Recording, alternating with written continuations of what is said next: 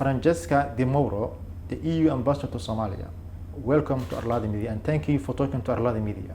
Thank you very much for the invitation. It has been more than 5 months since you assumed it as the European Union Ambassador to Somalia. Yes. The following your presentation of your credentials to President Hashim Mahmoud on September 3, 2025. During this period, you have visited several cities, including Hargeisa, Garowe, and Baydhabo. In your first expression, can you describe Somalia in 3 ways, and what are those shaped your view of Somalia? Yes, no, thank you very much. Indeed, it's been a pleasure to be here for the first 5 months.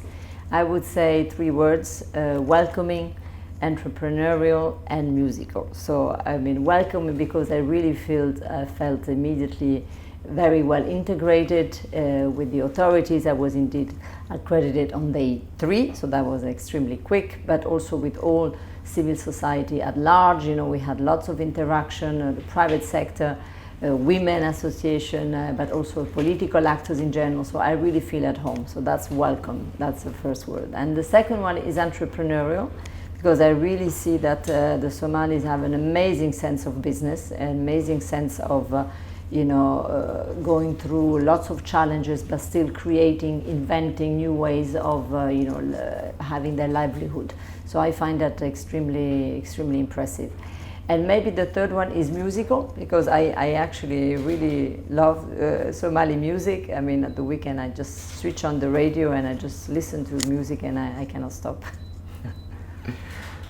Thank you so much. The European Union has been engaged in Somalia since 2007, with reported support amounting 4.3 billion euro across the security, stabilization, and state building. Yes. Some Somalis question the purpose of and the effectiveness of this support,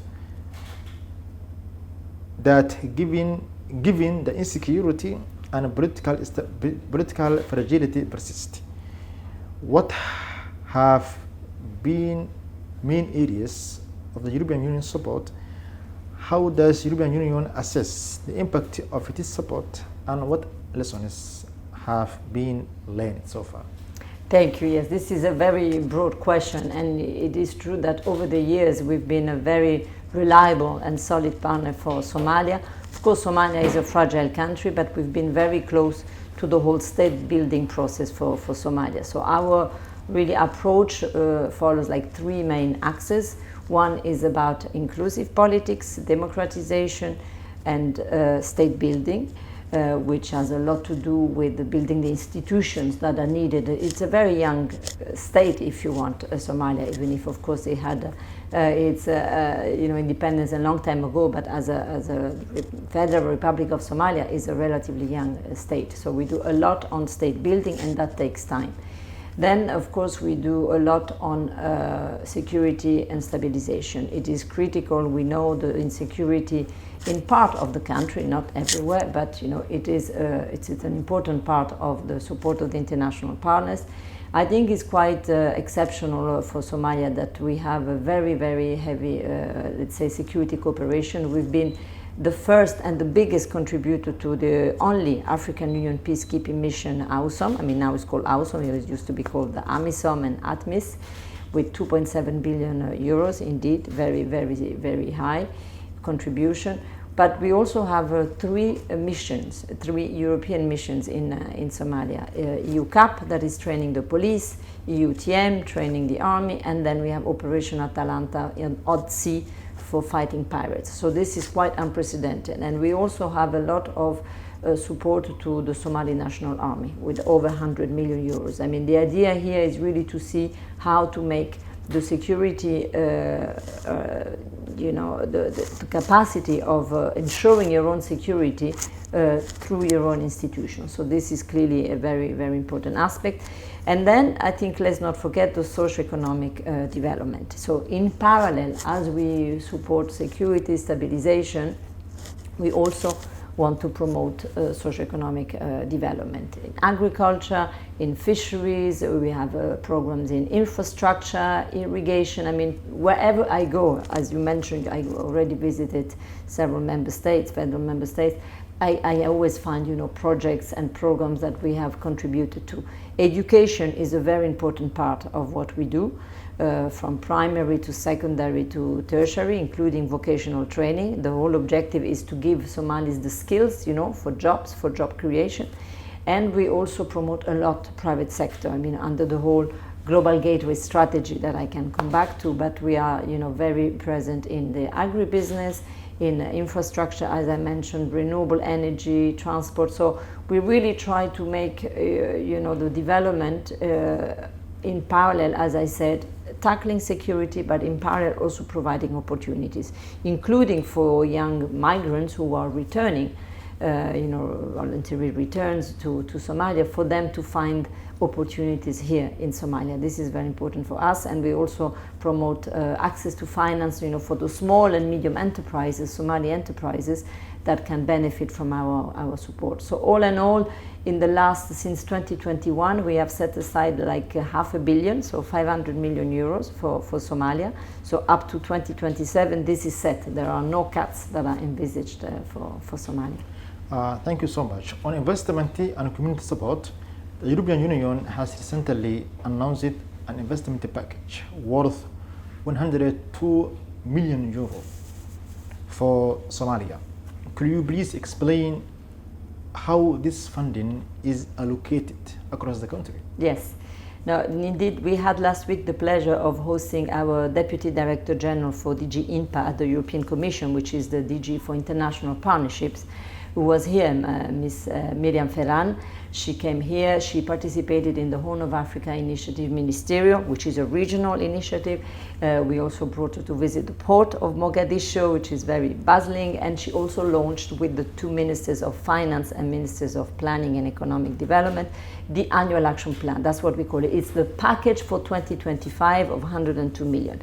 And what's inside? Basically, we have 4 or 5 programs inside this package. One is budget support.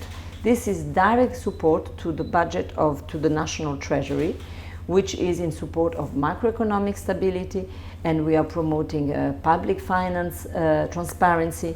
We are also promoting policy reforms in the oil sector. We know that Somalia now could have discovered oil, but this oil has to be managed in a transparent manner. We have also domestic revenue mobilization, increase in revenues, because Somalia is a very low level, and also policy reforms in education, which is a critical sector. So that's one. Another one was related to education, as I mentioned, specifically for access and quality, basically bringing more kids to school, giving them a good education. So we have a lot of teachers training, and also infrastructure, more classrooms, and so on. We also have a program on migration management, as I mentioned, providing the returnees with reintegration packages so that they can find their opportunities here at home, and also migration management. And then an important program on stabilization. So I told you before that we are working on security, and the SNA are making a lot of sacrifice, in terms of fighting Al-Shabaab and liberating areas. But when these areas are liberated, it is extremely important to bring back the state, to bring back basic services, infrastructure, livelihood. So this program of 20 million is going to really go into the recently liberated areas in order to provide those services and to bring back the communities into their places. Thank you so much. Among the EU's community-focused programs in Somalia are initiatives aimed at supporting fishermen.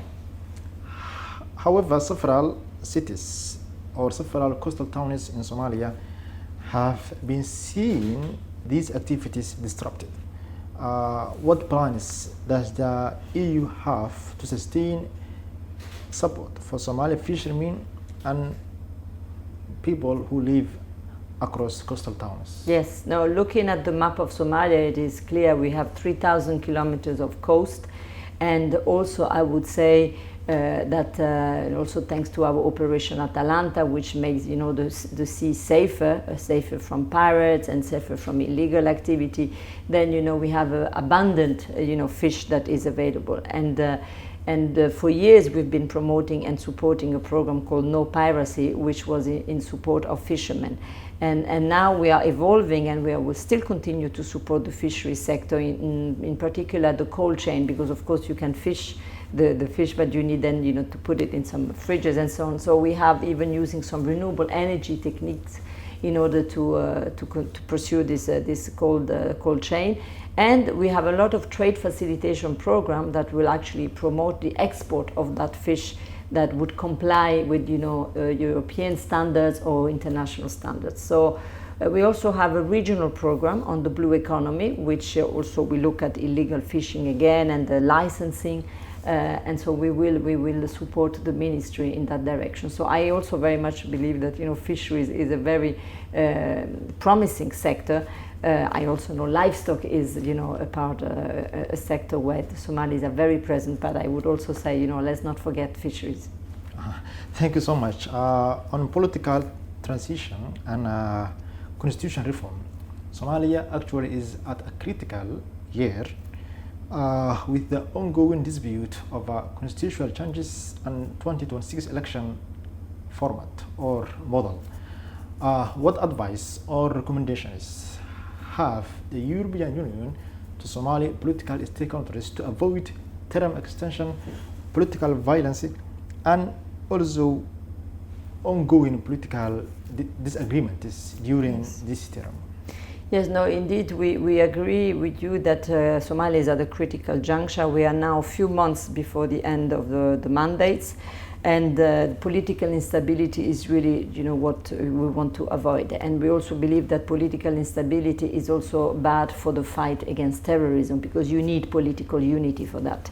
So, of course, we believe that it is totally for the Somali to decide on what would be the solution. I mean, between the government, between some federal member states, between opposition, they need to sit down into a dialogue, which I think is happening, which is very positive, and they need to find a solution. So the only thing that we are promoting is that this dialogue takes place, that there is a conducive environment for the dialogue to take place. So just to be very clear, the European Union does not take side. We do not take one side or the other. We are really here for pro-inclusive dialogue, for Somali solutions, and whatever the solution, of course, we will respect. So this is just a matter of making sure that the various sides come to the table and they now discuss the substance, the constitutional revision, but also the model to be chosen for election, and also the kind of sense of unity on the fight against terrorism. So this is all we are calling for. Thank you so much. On governance and human rights, as well as accountability, the EU also supported Somalia in state building or in building its security and police institutions. However, concerns have been raised about the allegations of restriction on press freedom and also forced displacement of civilians, sometimes involving security forces. What measurements has the European Union taken to ensure that the taxpayers of European is not contributed to some sort of authoritarian and also allegations of against the human rights? Yes. Well, maybe first just to remind that in whatever we do, human rights is really part of our, it's a cross-cutting element. And in all our programs, we will have a strong angle looking at human rights in education, in whatever, in infrastructure, in agriculture. So whatever we do, whenever we do a program, if there are, for example, needs, to move people from one side to the other, there is going to be a whole process which has to follow, proper procedures. So we also are in constant dialogue with the authorities. So whenever we hear that there could be some concern, we bring them openly to the authorities, and we have an open dialogue. It's the same for our missions, the training like EUCAP is training police. Actually, they're training the federal Darwish, not the regular police. and also the UTM that is training the Somali National Army. There are specific courses on respect for human rights that are really there in order to mainstream this also for the soldiers, for the policemen. So it is something that we really cut across all our programs, and as I said, if we have concern, we can bring them up to the authorities for dialogue. Thank you so much. One of the cases about human rights or press freedom is like last week the parliament has blocked media to cover independently what's going on in the parliament. So how European Union is ensuring that the press freedom is not restricted during this critical period? Yeah, I mean, as I said, this is part of our regular dialogue with the authorities. I mean, when we look at, as I was saying, political inclusivity and having a conducive environment also for this dialogue to take place, these are also elements to take into account. So if there are strong concerns, of course, we're also open to listen to civil society. We regularly interact with civil society, and then we take their concerns up again vis-à-vis the authorities. Thank you so much. On security transition and AUSOM, the African Union Support and Stabilization Mission in Somalia, AUSOM, is facing serious financial challenges.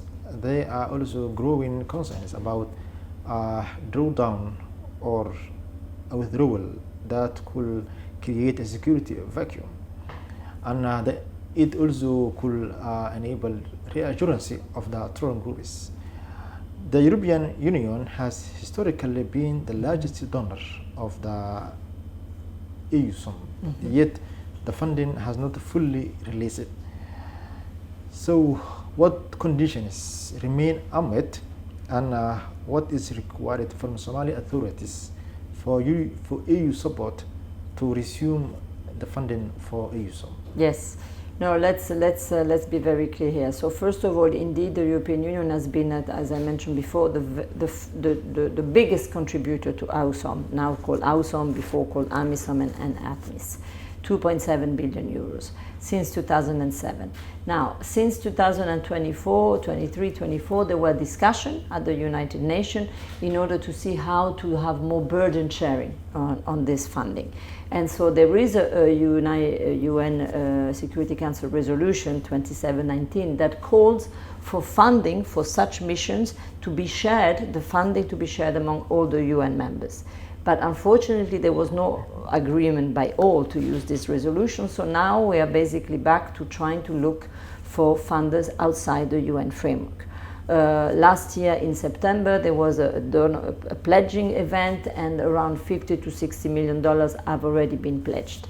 Now, we were in constant touch with the African Union Commission, with whom we were needing to get some material in order to prepare our proposal. So what I can say today, the positive news is that I can announce that indeed we have now received the elements from the African Union Commission. So all my colleagues from Brussels, they're now preparing a proposal, and the proposal for funding, or AUSOM, and the proposal, of course, has to be submitted to our member states, EU member states in Brussels, because they need to decide all together.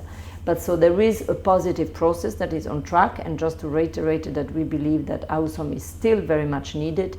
It is not really about to finish, because the mandate is still already just been approved for another year, and normally until 27, end of 27, AUSOM is still remaining. So we very much believe that together with SNA, AUSOM is very much needed, as well as, of course, as the other bilateral support that we see from some of the troop contributing countries. So the EU remains totally committed to this framework of this peacekeeping operation.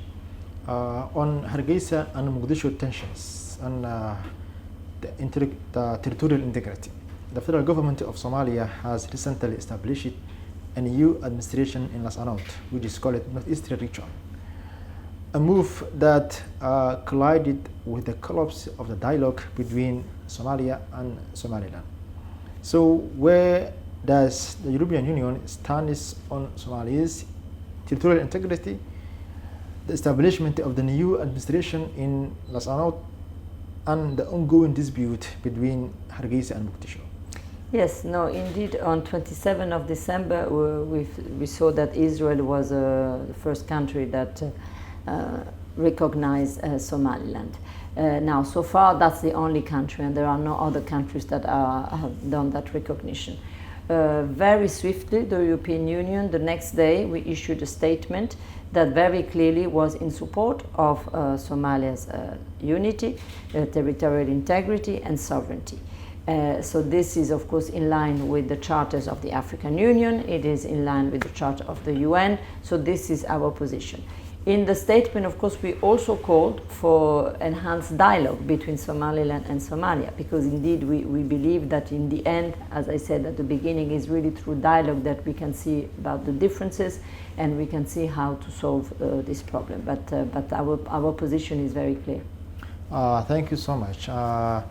On regional geopolitics and external influence, how does the European Union position itself amid growing geopolitical competition in the Horn of Africa, particularly as Somalia becomes an arena for external actors with competing strategic interests? Yeah. So, I mean, as I mentioned also, I think at the beginning, as European Union, we work with the whole of Somalia. So we work with the federal government and we work with the federal member states. Even the programs that I mentioned to you before, even on state building, we work both at the central level and at FMS level, because this is the model that Somalia has chosen. It's a federal republic, so we work at all levels. So clearly this geopolitical competition that we see, of course, it is for Somalia to decide who to interact with, which external partners to interact, provided, of course, that they also protect the sovereignty and the territorial integrity. So it is for Somalia government also to decide with whom to interact. But we very much believe that, political unity is a way forward, to support the unity of the country, and whoever is against that, of course, is not gonna be having a positive influence. So I just want to take an example. For example, in the case of security, where we see that there is there's AUSOM, as we mentioned, the multilateral, but then there's a lot of bilateral support, and this can lead to fragmentation, and that, of course, is not good for the fight against terrorism. So what we have seen, for example, yesterday, there was the launch of this Board of Defense, launched by the Minister of Defense, which I think was an excellent innovation in order to precisely bring everybody around the table. Are we united in this fight? So we, the Somalis, will be the one leading under their strategic vision, under their leadership and ownership. So these are the kind of principles, that we support always when we deal with any country. On the outcomes of the AU-EU summit in Angola, which I was attended, yes, the 70th African Union and European Union summit was held in Luanda, the capital city of Angola, on November 2025. Somalia was represented at the summit, which placed strong emphasis on investment and economic partnership. What concrete outcomes can Somalia realistically expect from the European Union and the African Union following this summit? Yes, the summit in November in Luanda, I think, was the summit between the African Union and European Union, was a very successful summit. The presence of heads of state was very high on both sides. And it was also the celebration of a 25-year partnership, because we started in the year 2000 in that form. So we were also extremely happy to see that Somalia was represented at a very high level with the Deputy Prime Minister, who was leading the delegation. And indeed, he also, I think, gave to the participant also a different, view of Somalia, just, in terms of security and crisis, but also the potential for what Somalia can offer to the Horn of Africa and to the continent. So that, I think, was very positive. Of course, I was very happy that you managed to attend the summit. I hope it was useful for you. And in terms of the outcomes, I would say these are along three critical areas. One is along governance, peace, and security. And here, of course, missions such as the AUSOM mission, featured quite prominently. Somalia featured on that account, and that is why we are preparing, as I said, the new contribution for AUSOM. Then we had the more prosperity global gateway agenda. So this global gateway strategy is our offer to Africa, and actually to the whole developing countries, but to Africa, 150 billion in terms of infrastructure, sustainable infrastructure in transport, in energy, in digital, also climate action, and also education and health, as a way really to create jobs in Africa. And so this, as I mentioned before, all our programs, they should really be seen through that lens of this global gateway. So that's another outcome of the summit that I think Somalia will benefit from. We visited the port as an example, and this is a potential investment from the EU for the new port of Mogadishu that's supposed to be built later on north of Mogadishu. We also have potential support to the Somalia Development and Reconstruction Bank, SDRB, which provides financing to small and medium enterprises. So that's also an outcome of that prosperity agenda. And then we have also strong commitment that was taken at the summit on multilateralism. And this, I think, is our shared value of the UN Charter, international law that should be respected, and then he speaks again towards the issue of sovereignty, territorial integrity, and unity that is inviolable. So all of this, and also in various fora and for various theater, be it Eastern DRC or Somalia or Ukraine, I think there is really a shared interest from the Africans and from the European Union to really use the multilateral system, which is a rule-based order and not the law of the chaos, if you want. Yes. Thank you so much. That is all from us. If you have any final message you would like to send to the Somali authorities in the political dispute, and any final message you would like to send to Somali people?